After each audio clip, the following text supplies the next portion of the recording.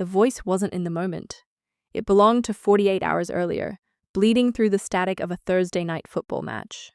Manchester United were collapsing on the living room television in Leeds, Yorkshire. My father hadn't bothered to glance away from the screen when he said it. Pathetic. The memory dissolved into the hum of industrial air conditioning. GCHQ Cheltenham. Present day. The auditorium smelled like floor polish and burnt coffee that had been sitting on a warming plate since dawn. The air conditioning blasted hard enough to turn skin numb.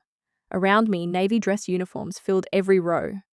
Officers in dress blues, families clustered tight, wives adjusting collars, husbands holding children, cameras flashing. I didn't scan the crowd. My eyes fixed dead ahead.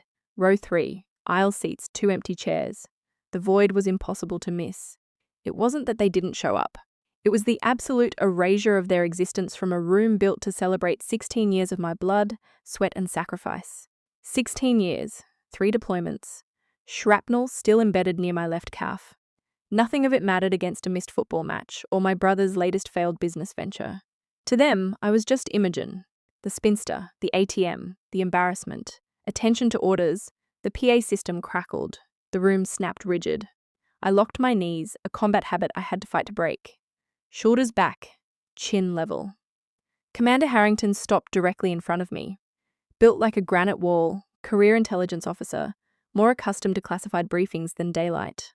His eyes flicked across my right shoulder. He registered the empty seats, the tiniest flinch in his jaw barely visible. That was all. No pity, no questions. Pity is a civilian luxury. He reached up. The silver oak leaf caught the fluorescent glare. Click. Snap. Cold metal pierced my uniform collar. Commander, Royal Navy, Cyber Intelligence, Ministry of Defense top secret clearance. I held access to classified systems worth billions. My own mother couldn't spare a Tuesday morning to see it happen. Looking sharp, Ashworth, Harrington muttered. I shifted my gaze. Standing alone in the back, leaning on a scarred wooden cane, was Alistair Thorne. 70 years old, retired Royal Marines Master Sergeant, my neighbour. He wore a faded Legion jacket over a worn flannel shirt, entirely out of place among the tailored crowd. He caught my eye. No smile, just a slow, deliberate nod. Strangers, the only witnesses who understood what this cost. Before we jump into today's story, where are you watching from, and what time is it where you are? Take a second to drop it in the comments. Now, let's begin. The ceremony fractured into a cocktail reception. Families swarmed their newly promoted officers. Harrington appeared beside me near the punch bowl, holding a plastic cup of water, staring at the mingling crowd. You earned this rank, Ashworth, he said quietly. Not a compliment, a statement of fact.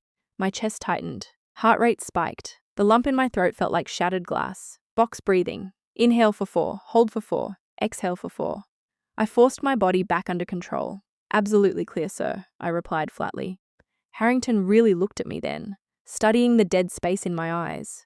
You don't reach this rank without learning how to read that kind of wreckage. Go home, Commander, he said. The war is not in this room. I walked to the parking lot alone. The heat wrapped around me like a wet blanket. I sat in my Honda, gripping the steering wheel until my knuckles turned white. The leather seat burned through my trousers. I reached for my phone. The screen glowed in the dim light. Mom. I stared at the name. My thumb hovered above the glass. In combat, you don't waste ammunition on targets that yield no tactical advantage. You cut the dead weight.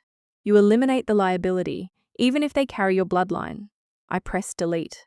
A final warning appeared on screen. Are you sure? Yes, the name vanished. I twisted the ignition. The engine roared to life. I pulled out without looking back. 6 weeks later, a camera shutter clicked in a Pentagon briefing room. I wasn't the subject, just background blur. A blurry profile in dress blues on page 4 of a major newspaper. In London, it was nothing. Recycling bin material. In Leeds, it was a cruise missile. My phone rang at 0200 hours. My eyes snapped open in pitch darkness. A 2 a.m. call means 2 things. Someone's dead or a classified server farm just got breached. I grabbed the phone. The screen burned blue light across my bedroom. Incoming call. 330 area code. Leeds. My thumb froze. I deleted the contact 6 weeks ago, but the number was burned into my memory since childhood, I answered. Adams. A flat bark. Oh, sweetie, did I wake you? My mother's voice dripped with artificial warmth, the tone she reserved for church fundraisers and neighborhood gossip. It's 2 in the morning. I know, but your father and I were just so excited. We saw the paper. The ladies at St. Margaret's haven't stopped talking about it. Brenda showed everyone in her book club. Your father actually went down to the Woodman, bought a round for the whole bar. He had the photo laminated and took it to church. He's telling everyone his daughter is at the Pentagon. My stomach turned to ice. This was the same man who'd called my career pathetic. The same man who couldn't look away from a football match to acknowledge my promotion. A blurry photograph next to a flag officer's. That was currency he could trade in leads.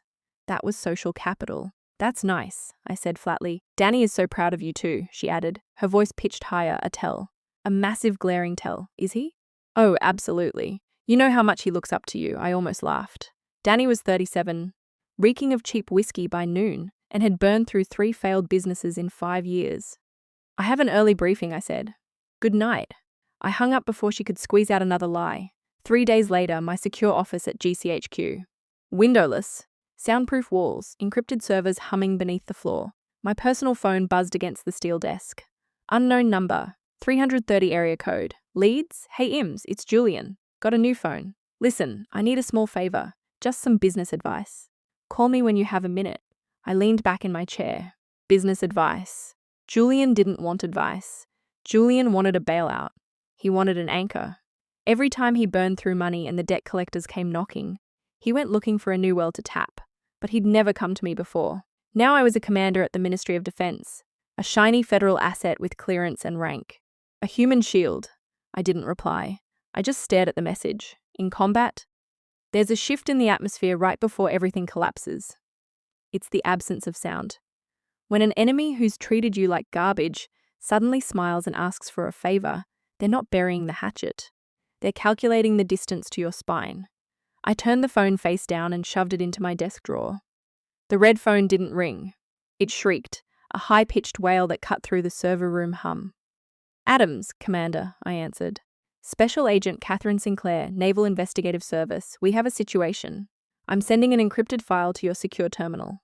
Password is your MODID number. I typed the code. A 30-page PDF rendered on screen. Page 4, bottom right corner. It was a contract. Structural steel brackets and marine-grade epoxy. £2.6 million. Awarded to Adams Marine Supply LLC, a vendor I'd never heard of, but at the bottom of the authorization section was a signature. My signature. Sophia Ashworth, Commander, Royal Navy Cyber Intelligence. My shoulder blades hit the wall behind my desk with a hard thud. We raided a warehouse in Leeds 3 hours ago. Sinclair's voice continued flatly. Desk, laptop, 0 inventory. The address traces back to Julian Ashworth. Your brother? I have no knowledge of this company. The signature is a digital forgery. Sloppy work. But that's not the problem. He used your rank to bypass vetting. He leveraged your clearance to steal taxpayer money. By procedure, the Ministry Legal Office is opening an internal security review on you effective immediately. The words hit like a physical blow. An internal security review. They were going to pull my clearance. Without it, I would cease to exist as a military asset. They'd take my badge, march me out the gate, and I'd never come back. Understood. You're under a strict gag order. Do not contact Julian. Do not alert the family. We're auditing his accounts to track where the money went. If we find out you tipped him off, you're looking at obstruction of a federal investigation. Am I relieved of duty? Not yet. You're grounded. No active operations until the review is complete. The line went dead. I set the receiver down very slowly. 16 years of bleeding for this uniform, obliterated by a middle-aged drunk who reeked of cheap whiskey and bad decisions. My family didn't just steal money. They stole my identity. They took the very rank they despised and weaponized it to commit federal fraud. I drove to Commander Harrington's house that evening. He sat in a leather armchair, a crystal glass of scotch resting on his knee. His expression didn't shift. He knew. You know the golden rule of a firefight, he said after I'd explained everything, identifying the actual threat. The most dangerous enemy isn't the one screaming at you with a weapon. You can see him. You can shoot him. It's the one who suddenly smiles. The one who changes his pattern because he just realized you make a perfect human shield. Danny is so proud of you, my mother's voice echoed in my skull. That's right, Harrington continued. He didn't call you for advice. He called to establish a paper trail. He was going to claim you were a silent partner. If the ship went down, the Navy commander goes down with him. Warren didn't tell you to roll over and die, Harrington said quietly. He told you not to warn him. The fear drained away. What replaced it was colder, sharper. The absolute clarity of a predator identifying its kill zone. Thank you for the coffee, sir. Harrington raised his glass. Happy hunting, Commander. I drove back to my apartment, packed a duffel bag, booked a flight to Leeds for 0600 hours, and sat in a rental car outside a closed Dunkin' Donuts at 0430, nursing black coffee. The windshield was iced over, the parking lot was empty except for me. I typed a secure number into my phone. The line rang twice, Agent Sinclair, I said flatly. I have visual confirmation. The target is aware of the audit and attempting to coerce a federal officer into covering up a forgery. I'm ready to give a formal statement. A pause. The sound of a keyboard. Are you ready to cooperate fully? My thumb traced the styrofoam cup. I thought about the cheap plastic frame on my parents' coffee table, the pride they'd mined from a newspaper clipping, the absolute certainty in my father's voice, when he called my life worthless. I'm fully cooperating, I said. Drop the net Sunday afternoon. The driveway was choked with cars. I counted 12 vehicles. Ford trucks, sedans, SUVs, parked halfway onto dead winter grass. They'd invited neighbors, church friends, cousins. They packed the house with an audience, betting on the oldest trick in the Midwest suburban playbook. Keep the conflict buried in front of guests. They thought a crowded dining room would force compliance. They thought I'd smile, eat the dry pot roast, and quietly sign away my future in the basement to avoid a scene. They brought a butter knife to a gunfight. I stood on the concrete porch. The icy wind bit at my neck. I didn't wear a polite sweater. I wore navy dress blues. The heavy dark wool was pressed sharp enough to cut glass. Brass buttons gleamed on my left breast. 3 rows of authorized military decorations sat perfectly aligned. Campaign medals. A gallantry medal. I turned the knob and pushed the door open. The wall of noise hit instantly. Laughter, clinking bottles, football on television. The air thick with roasted pork and aerosol air freshener. Then someone noticed the uniform. The laughter died. The silence had spread through the living room like a localized electromagnetic pulse. Heads turned. Conversation stopped mid-sentence. Civilians stared at the dark wool, the gold stripes, the weight of federal authority standing in their cheap carpeted foyer. My mother froze near the kitchen island, her fake smile fracturing. Julian leaned against the refrigerator. When he saw the silver oak leaves on my collar, the blood drained from his face. He knew. I took off my white cover, tucked it under my arm, walked into the dining room. My leather Oxford struck the laminate with a heavy rhythmic thud. They'd set a place for me near the head of the table. I sat down, spine perfectly straight, 2 inches of space between my back and the chair. The crowd nervously filtered in, taking seats. The energy was completely dead. Nobody knew what to say to the officer sitting rigid in the middle of a Sunday roast. My father stood up, his face flushed with forced joviality. He picked up a pint glass of beer and grabbed a butter knife. Clink, clink, clink. All right, everybody. Settle down, he boomed, looking around the table at the neighbors. I want to make a toast. We've got a big shot at the Ministry of Defense right here. To my daughter Imogen. Securing the cyber, whatever it is she does. We couldn't be prouder. He raised his glass. A few people mumbled agreements and raised their water glasses. I didn't touch my drink. I picked up my stainless steel dinner fork and set it down on the rim of the ceramic plate. Clack, the sound was sharp. A gunshot in a quiet room. I looked dead across the table at Julian. I reached inside the breast pocket of my uniform jacket and pulled out a folded manila envelope. I tossed it onto the table. It slid across the gravy-stained tablecloth and hit the edge of his plate. 3 weeks ago, I said, my voice completely flat. I notified the Naval Investigative Service about the fraudulent procurement documents tied to Adams Marine Supply. The room shattered. Someone gasped. A chair scraped loudly against the floor. Julian stared at the envelope like it was a live grenade. A thick layer of sweat broke out on his forehead. He started to shake. What? He choked out, his voice cracking. He looked around the room desperate, then back at me. Imogen, what the hell did you do? You ratted me out. You're my sister. The word hung in the air, pathetic and hollow. He didn't call me sister when he forged my signature. He didn't call me sister when he used my security clearance to steal £2.6 million of taxpayer money. He only remembered the biological connection when he needed a human shield. Because I bled for 16 years to build that career, I said, my voice dropping an octave, pressing down on him like a physical weight. I took shrapnel in my leg. I buried people who were better than anyone in this room. And this house treated it like garbage until you needed federal cover for your scam. Shut your mouth, my father roared. He slammed both fists down on the table. The silverware jumped, his face turned purple with rage. You come into my house wearing that suit and you humiliate your brother in front of our friends.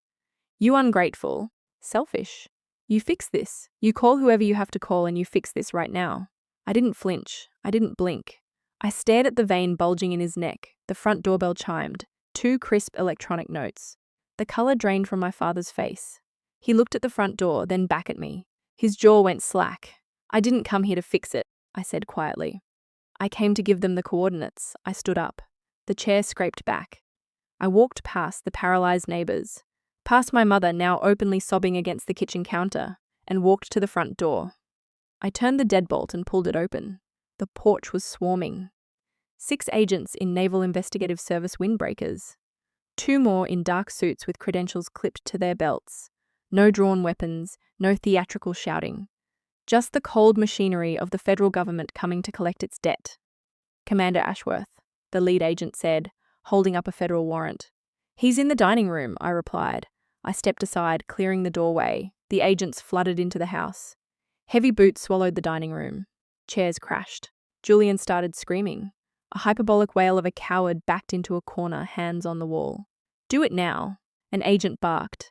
The sharp metallic ratcheting of handcuffs echoed over the crying. My father shoved past an agent, his eyes wild, his chest heaving. He pointed a trembling finger at my face. You ruined us, he screamed over the chaos. You dragged this family through the mud. I stood perfectly still on the porch. The icy wind whipped around my legs, but I didn't feel the cold. I looked at the man who had spent 35 years making me feel completely invisible. No, Dad, I said, my voice cutting through the freezing air. I brought the one thing no one in this house has the spine to face. The truth. I turned my back on the open door and walked out into the snow. 0400 hours, motorway M1 heading south. The rental Chevy hummed down the dark asphalt. The windshield wipers beat a steady rhythm against freezing rain. My phone sat in the center console. The screen flared to life. A single text from Agent Sinclair. Taggart processed. Evidence secured, I didn't reply. Underneath her message was a graveyard of missed calls. 62 total. A dozen from my mother. The rest from Julian. Voicemails I would delete without listening. People think revenge feels like victory. It doesn't. Calling in a federal airstrike on your own bloodline doesn't leave you celebrating. It leaves a massive crater in your chest. Julian took a plea deal 2 weeks later. 36 months in federal prison. My father never showed up to the sentencing hearing. He parked himself on a bar stool at the Woodman and drowned his shame in cheap beer, telling anyone who'd listen how the government set his boy up. I rented a flat in Greenwich, London. 4th floor, exposed brick walls, hardwood floors that didn't creak. I bought a snake plant from a hardware store and set it on the windowsill. The iron radiator hissed in the corner. I poured a ceramic mug of black drip coffee and stood by the cold glass. For the first time in 35 years, my nervous system powered down. The constant low-grade hum of anticipating psychological ambush faded into absolute silence. Every object in this space belonged entirely to me. Nobody got past the heavy deadbolt without my direct authorization. I took a walk down the street. The freezing air stung my lungs.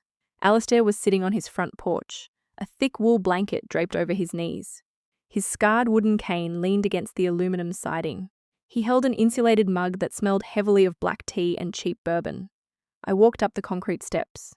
I didn't sanitize the story. I gave him the tactical debrief, the forged signatures, the basement conversation I'd overheard. The NIS raid in the middle of a Sunday roast, Alistair didn't interrupt. He just stared at the bare, shivering oak trees lining the street. Danny's doing 3 years, I said flatly. My father won't speak my name. My mother thinks I'm a monster. I waited for the standard civilian platitudes. The garbage about blood being thicker than water, about forgiveness, about family bonds. Alistair didn't say any of that. He reached out and gripped the curved handle of his cane. His knuckles were swollen thick with arthritis and old fistfights. Commander, he rasped, his voice grinding like heavy boots on gravel. Doing the noble thing usually hurts like hell. Noble, not selfish, not pathetic. Noble. The steel vault inside my ribs cracked. Just a microscopic hairline fracture, but it was enough. My vision blurred. 16 years of compartmentalized trauma. the tearing pain of shrapnel in my calf, the missed holidays, the crushing weight of holding the line for people who despised my existence, the tears spilled over my lower lashes, hot and fast, tracked down my freezing cheeks, leaving trails of fire on my skin. I didn't wipe them away. I didn't do box breathing. I just stood there and let it happen. Alistair didn't offer a tissue. He didn't reach out to pat my shoulder. He didn't look at me with pity. He simply turned his head, staring deliberately down the empty street. Giving a fellow soldier the ultimate dignity of bleeding out in Private Spring thawed the ice on the Thames. I sat at my kitchen counter and wrote my mother a letter. 3 pages of white printer paper. I didn't yell. I didn't list her crimes or demand an apology she was incapable of giving. I drafted a treaty establishing a demilitarized zone. No phone calls, no holiday drop-ins, no emergency financial requests. A permanent cessation of hostilities through total separation. I folded the pages, sealed the envelope, and dropped it in a blue Royal Mail postbox on the corner. October rolled in. The air turned crisp, smelling of wood smoke and crushed fallen leaves. I was walking down the cobblestone sidewalks near Covent Garden. I wore faded jeans, a heavy leather jacket, comfortable boots. The old shrapnel wound in my left leg was acting up from the dropping temperature, giving me a slight limp. I passed the outdoor patio of a brick-walled pub. A table of 4 women sat near the iron railing, short haircuts, worn canvas jackets. One had a faded Royal Marines patch sewn onto her duffel bag. They were laughing. Loud, unpolished, real laughter. The kind you only hear in a military massal or a forward operating base. The woman with the patch caught my eye. She stopped talking. She looked at my posture, the perfectly straight back, the calculated sweep of my eyes tracking the exits. She knew. You can't wash the uniform off a lifer. She didn't smile. She just raised her heavy pint glass of dark stout, holding it up in a silent, dead serious salute. The other 3 women noticed. They turned, looked at me, and raised their glasses too. 4 complete strangers, 4 sisters. I stopped on the sidewalk. I didn't snap a salute back. I just smiled. A real, genuine smile that reached the corners of my eyes. The war in Leeds was over. I realized the final tactical truth of my career right there on the pavement. The bravest thing a soldier can do isn't standing in front of a firing squad of people who share your blood. It's turning your back on their toxic battlefield, walking away, and letting them face the consequences alone. If you enjoyed this story, hit the like button, drop a comment below, and subscribe to the channel Hidden Family, Infidelity, and Revenge for more stories just like this one. See you in the next.